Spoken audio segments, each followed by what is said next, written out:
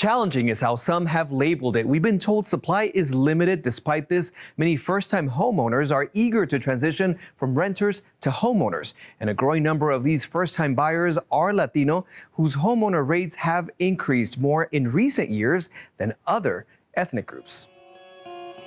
Even the kitchen, I am so thankful, every time I walk in there, just because I know that the effort and the sacrifice that we did to make it happen. Alejandra Caldera can't stop smiling after achieving what many Latinos say is the ultimate American dream, owning a home. I literally open up the windows. I think it's a lot of misconceptions that it's too expensive, or that you're not really aware of the type of programs and assistance that there is available. After years of renting, this Las Vegas family took a leap of faith and focused on home stability. We had a tough financial spot, and our credit was super bad. So we had zero savings, so we knew we were broke. We can't buy a home.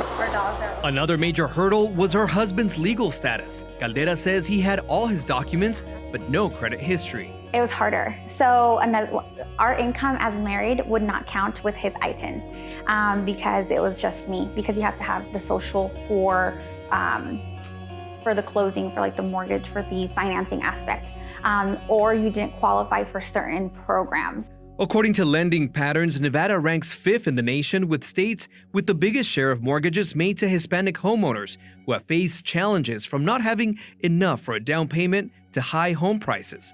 Realtor Alex Vasquez says there are programs to help first-time home buyers, like the Nevada Housing Program, and the Caldera family is one of many who are benefiting from these. It varies on a case-by-case, Christian, but there's down payment assistance programs, of course, to help.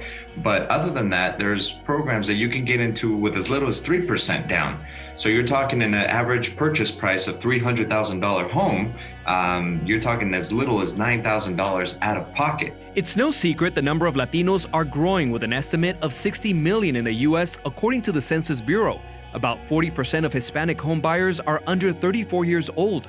Vasquez says the housing market is very attractive to buyers right now because of low interest rates. We definitely recommend buying now, Christian, and only because interest rates are at historic lows, which make mortgage opportunity or payments rather affordable. In many cases, we're seeing with these low interest rates that for families, it's more affordable to purchase than to rent. He says the first step to buying a home is getting in touch with a professional realtor. An easy step for this family. I always had this picture of what I wanted in a home. I wanted to be able to have horses.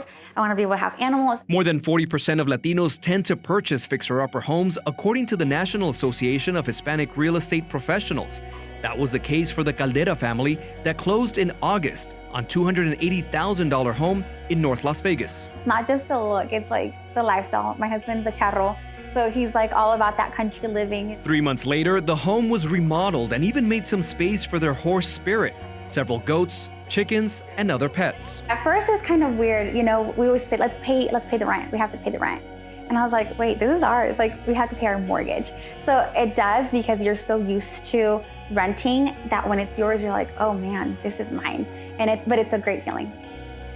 According to data from Lending Patterns, the share of mortgages made to Hispanic homeowners has been on the rise for the past 8 years. As for advice, the Caldera family learned that researching and asking plenty of questions was key. We have more information on programs available for first-time home buyers on our website, 8newsnow.com. Christian Cáceres, 8 News Now.